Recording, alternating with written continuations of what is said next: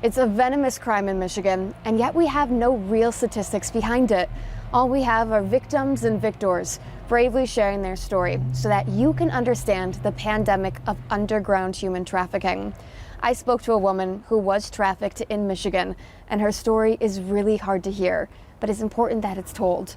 I do want to issue a warning before her story plays. Some of these details may be disturbing or triggering to some. Well, I had a pretty abusive childhood. Of course, you have to remember I was brought up in an era when abuse wasn't really even considered abuse. My sister and I went to school with welts on our arms and legs. We had to bend over on the bed with our shirts off and take the whip whenever we talked back or came home late from curfew or stuff like that. And sometimes for no reason at all, it seems like. So I really had nobody to go to. And one day when I was at the shopping mall with my sister and friends, there was a man that lured me away from them. I don't remember a whole lot of that. I do remember walking away from my friends, holding his hand and walking out the exit with him. And the next thing I remember is he was raping me. This is how sex trafficking begins for most victims. It's not abduction and threats like you see in the movies. It's a manipulation of trust. Usually the manipulation of a young victim who is isolated and has a traumatizing past. So when I was 15 years old, me and my sister were hanging around downtown, and I met this guy who was my hero. I mean, he bought me stuff, he took me places, he promised me the world. I thought, this is my hero. You know, I felt safe with him. He told me he would never let anything happen to me. And he would always say that when we got pulled over by the police. Of course, I was so young, just didn't, you know. And so I considered him my boyfriend, and we were dating. He would take me to what I understood to be a gambling house. One day he told me that he lost a lot of money at the gambling house, and he was so devastated, and I felt so bad for him. He said, I don't even have any gas money to come pick you up.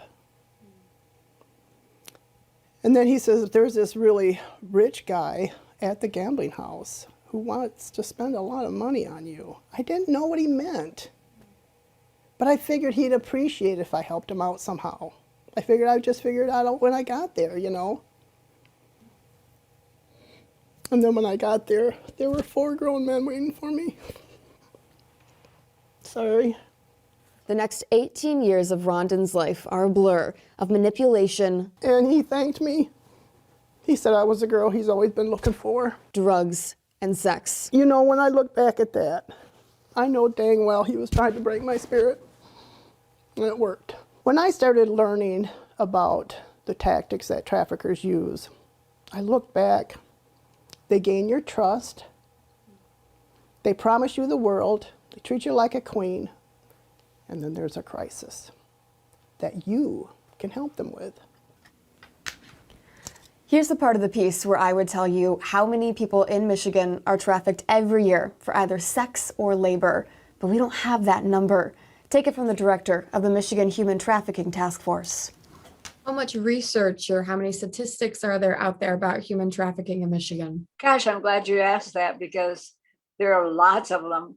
But if you ask me how much are based on evidence, the number is incredibly small. Good research has not been done. Well, it's an underground and a hidden crime. There could be a lot of human trafficking going on that we can't see because it's underground and the victims don't come forward. So how do we get numbers? It's a great question.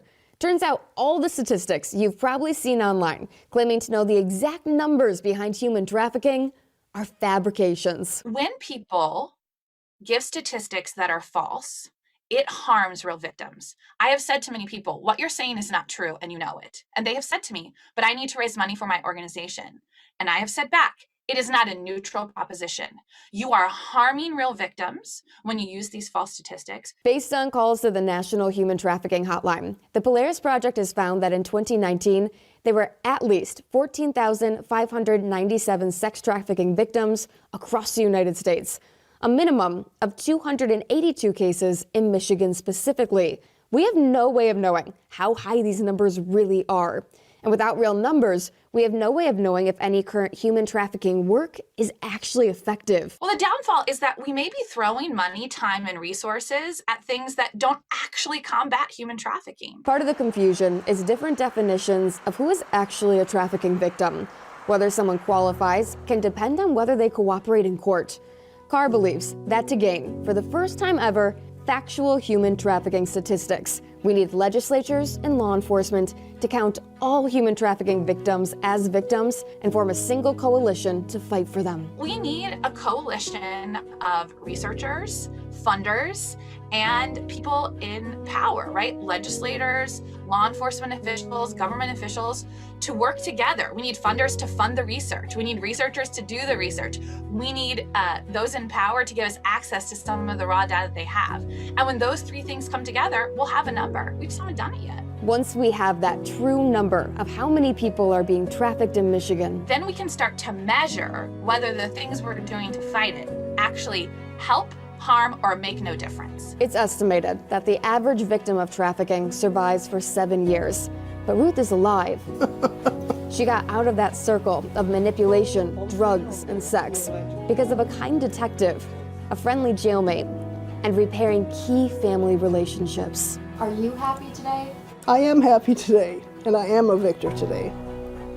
I have taken different steps into freedom more and more and more ever since I escaped. And this is the ultimate freedom right here.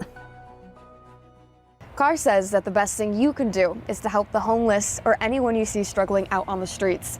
Because if people in need had more good options, then crimes like human trafficking would be far less prevalent. For Fox 47 News, I'm Sarah Grimmer reporting.